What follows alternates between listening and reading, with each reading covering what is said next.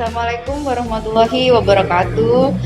Bertemu lagi dengan kami di Berkemasdul, berbincang bersama Puskesmas Lebur Kidul. Pada hari ini kita kedatangan dua orang narasumber yang sangat istimewa dan belum pernah mungkin ya di channel ini. Sebelumnya saya perkenalkan dulu, saya sendiri Dr. Devina. Kemudian narasumber kita hari ini ada Dr. Eki dan Dr. Haris. Oke, pada siang hari ini kita mencoba untuk membahas, mengingat dekat-dekat ini kan kita menjelang bulan Ramadan. Nah, pentingkah seberapa manfaat puasa tentang hubungannya dengan kesehatan? Mari kita tanya-tanya dengan dua narasumber kita hari ini ya.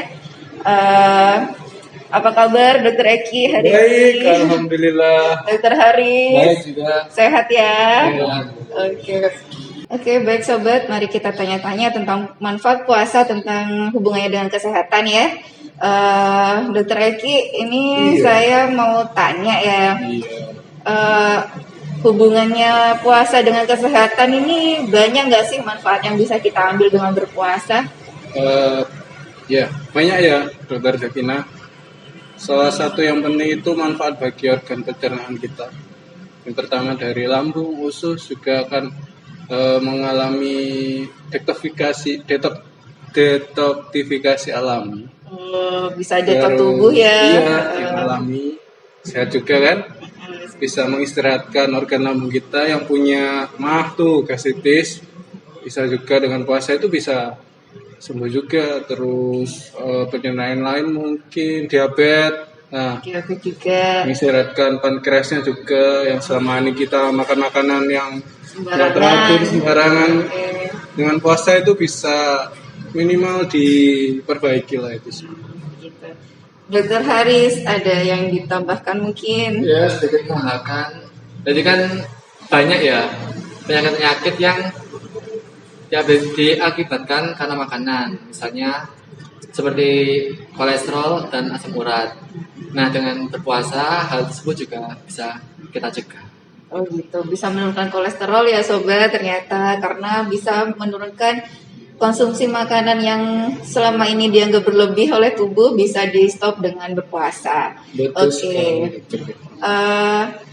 Selain itu, berpuasa kita kan juga disunahkan untuk sahur, untuk buka puasa. Nah, saya mau tanya ini para dokter di sini, adakah hubungan pentingkah sahur terhadap kesehatan dalam berpuasa itu?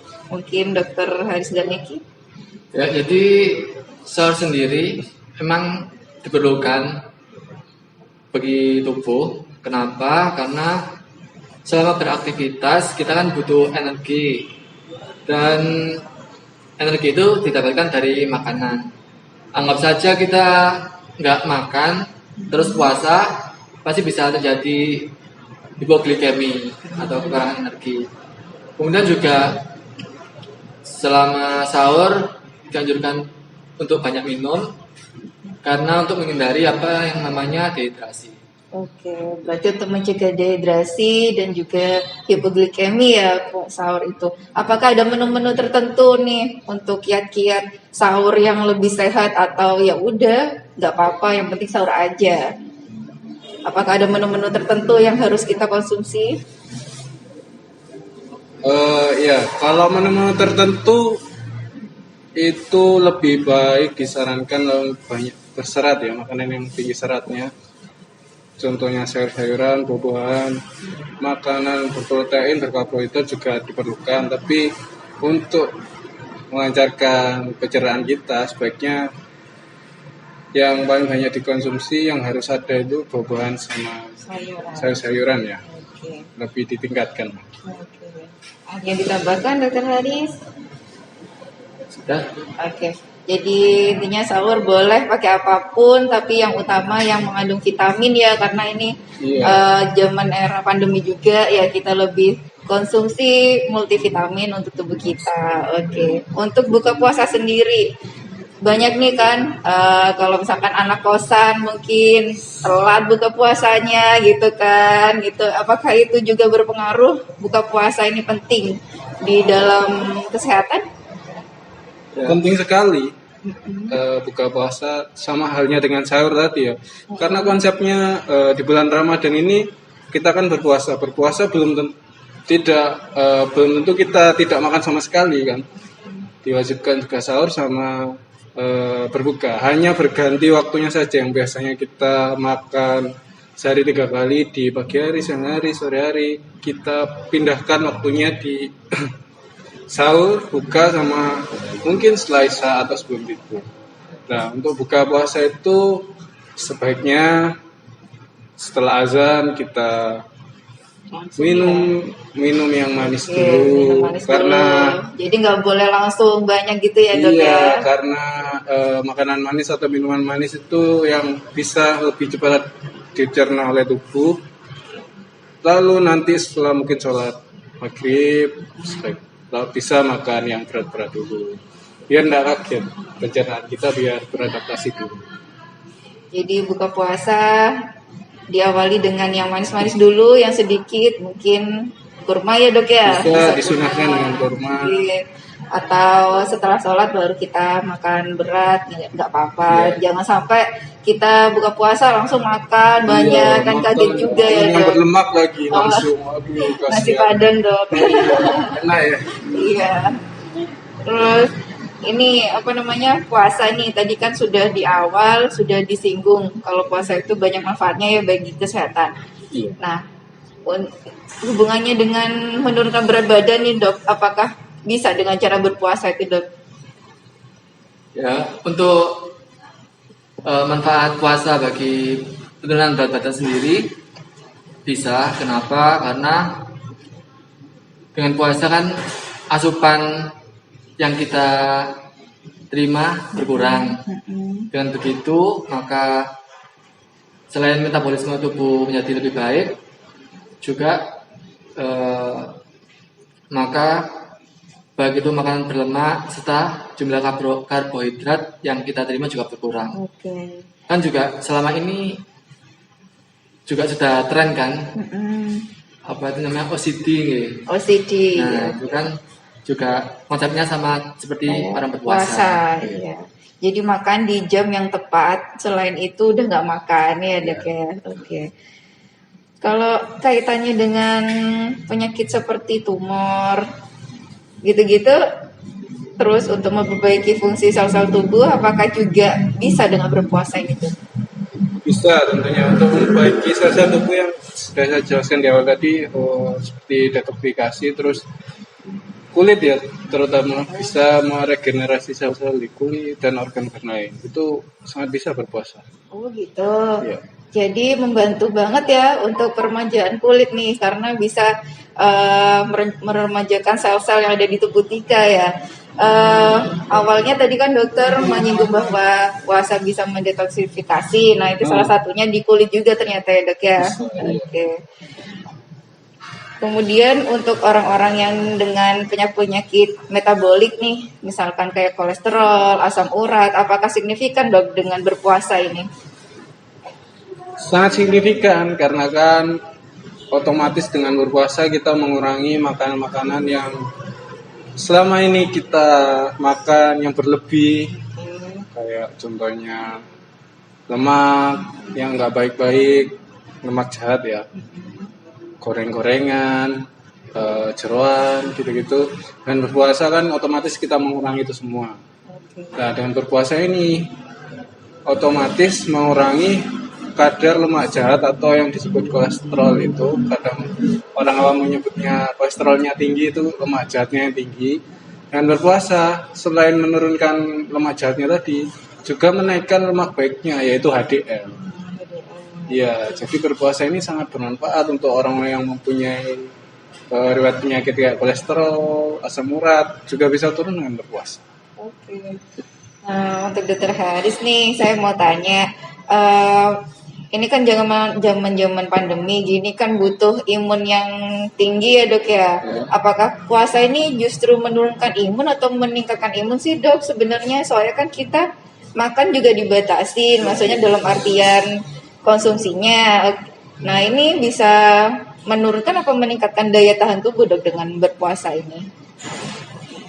Sebenarnya dengan berpuasa, maka jumlah sel darah putih di tubuh kita itu justru malah meningkat. Oh gitu ya dok Oke. ya.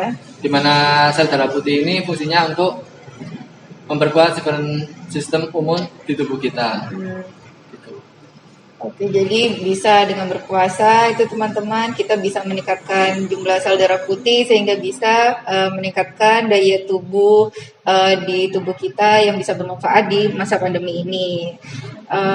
Untuk berpuasa nih, apakah kita bisa atau boleh mengkonsumsi seperti jamu beras kencur, kemudian apa kunyit, yang jamu-jamu tradisional biar masyarakat itu biar lebih fit dan segar gitu kan biasanya, apakah diperbolehkan dok konsumsi seperti itu? Kalau diperbolehkan, tapi disarankan itu cukup dengan air putih saja sebenarnya. Air putih ya dok ya. Air putih Bisa itu dok. sudah sangat baik buat Sudah tubuh baik. kita. Heeh. Disarankan sehari ya minimal 2 liter sampai 3 liter lah. Biar tadi yang disebutkan dokter Haris tidak sampai dehidrasi saat kita berpuasa. Oke, biar gak dehidrasi ya. Iya. Berarti kalau misalkan mau konsumsi jamu diperbolehkan, cuma dalam Jamu yang hanya jamu ya. Oke. Sekarang kan banyak tuh jamu-jamu yang ya. tambahan itu ya. Berarti yang diperbolehkan jamu yang bikin sendiri misalkan ya Iya, kayak kayak benar-benar jamu beras beras kencur. gitu kan Oke. murni, nggak ada tambahannya ya. Untuk Dokter Haris nih, apakah ada kiat-kiat berpuasa dok yang bisa membantu kita biar kalau selama berpuasa kita tetap nggak loyo, biar nggak lemes? Jadi untuk kiat puasa yang pertama untuk makan dan minum yang cukup. Seperti yang disebutkan Dr. Eki tadi, untuk minumnya bisa 2 gelas saat berbuka puasa, kemudian 3 sampai 4 gelas setelah tarawih, kemudian bisa 1 sampai 2 gelas saat sahur. Pokoknya selama sehari itu 2 hingga 3 liter air. Oke, air ya yang penting ya berarti. Air putih. Oke, ada lagi dok kiat? Kemudian juga untuk makanannya, untuk kebutuhan kalori bisa dengan menu seimbang, yaitu ada karbohidrat, lemak, protein, vitamin, serta mineral. Untuk protein sendiri itu bisa kita dapatkan dari daging, ikan, tempe, tahu, dan lain-lain. Untuk vitamin dan mineral bisa kita dapatkan dari sayur dan buah-buahan. Oke. Untuk buka puasa sama sahurnya gimana dok? Apakah seperti yang di awal tadi, yang buka puasa kita nggak boleh makan sekaligus? Iya, tentunya untuk pertama-tama kan diawali dengan minum yang manis-manis dulu atau makan kurma contohnya, kan disunahkan seperti itu. Jangan waktu azan juga lalu kita langsung makan makanan berlemak yang banyak, itu tidak baik. Sebaiknya itu dilakukan setelah sholat saja, biar organ pencernaan kita adaptasi terlebih dahulu. Kan selama berapa jam kita bekerja? 8 ya kurang lebih ya. 13-an ya. Kan selama itu kita nggak makan dan minum. Nah, biar beradaptasi dulu saat berbuka puasa, kita minum minuman yang manis dulu, makan kurma dulu. Setelah sholat maghrib baru kita makan yang sedikit banyak ya. Ini dok, banyak juga di masyarakat tuh dalam berpuasa itu banyak yang mengeluh sembelit gitu dok, karena kan apa ya yang dikonsumsi itu rata-rata cuma karbohidrat, manis ya kan, gitu. Itu untuk cara mencegah sembelitnya itu gimana dok? Untuk sembelit sendiri, jadi kan tadi disebutkan banyak hal yang perlu kita konsumsi, dan salah satunya adalah sayur dan buah. Kenapa? Karena sayur dan buah sendiri itu mengandung serat, di mana hal tersebut bagus untuk melancarkan gerakan usus sehingga mencegah apa yang namanya sembelit. Oh gitu, oke. Terus kalau misalkan siang hari, kiat-kiat apa yang bisa kita lakukan pada saat berpuasa ini dok, biar tidak dehidrasi gitu kan, panas nih siang. Ya tentunya kalau siang hari setelah bekerja ya tentunya lebih baik beristirahat ya. Istirahat ya, Tidur Dok, ya. untuk siang. Pokoknya kita cegah dehidrasi lah, hal yang bisa bikin dehidrasi, yang bisa aktivitas yang berat, yang mengeluarkan banyak keringat, sebaiknya kita hindari terlebih dahulu. Nanti kalau sudah berbuka bisa mau olahraga, bisa berbuka atau sebelum berbuka bisa Oke. olahraga ringan ya. Olahraga ringan, Iya. berarti diperbolehkan ya dok ya berolahraga ya dok ya. Tetap dong. Hmm. Olahraga diperbolehkan tapi jangan dalam durasi yang terforsil atau durasi yang lama ya, karena Iya, mengingat tubuh iya. kita juga sedang berpuasa gitu ya dok ya. Betul. Untuk orang-orang yang mengkonsumsi obat nih dok, obat teratur misalkan pada orang diabetes, pada orang yang penyakit kronis lainnya, penyakit jantung, itu bagaimana dok pemakaian obat pada saat berpuasa? Jadi para ahli agama serta dokter telah sepakat untuk pemakaian obat-obatan. Ada beberapa obat yang tidak membatalkan puasa, misalnya obat tetes mata, tetes telinga, hidung, atas kulit hidung, kemudian obat-obat kulit seperti salep, krim, itu, kemudian obat-obat IV atau suntikan, dan juga oksigen atau gas-gas anestesi atau obat bius itu nggak apa-apa, jadi tidak membatalkan puasa. Oh gitu ya dok ya. Oke, berarti dalam keadaan-keadaan tertentu itu pemakaian obat-obatan itu diperbolehkan ya dok ya untuk keselamatan sendiri bagi individu tersebut ya. Dalam agama juga diperbolehkan, dalam medis pun diharuskan ya dok ya untuk safety life-nya seseorang tersebut. Iya. Oke. Mau menambahkan juga. Oke baik dok. Untuk pasien-pasien yang dengan penyakit kronis, contohnya diabetes, itu kan setiap hari pasti minum obat tuh. Nah, lebih baik untuk menjelang puasa gini dikonsulkan lagi dengan dokternya. Dokter, ini Betul. bagaimana sebaiknya ketika saya berpuasa minum obatnya berapa kali, di jam berapa aja, sebelum buka atau setelah sebelum buka nggak boleh. Boleh dok. Sebelum sahur atau setelah buka Iya. gitu. Biasanya kalau pasien-pasien yang sudah lama, sudah berpengalaman dalam tanda kutip ya, sudah pinter-pinter tuh bisa mengatur kapan minum obatnya, kapan nyuntik insulinnya. Kalau pasien-pasien yang baru-baru itu biasanya belum tahu tentunya. Oke. Harus Makanya- dikonsulkan lagi dengan dokternya tentunya ya.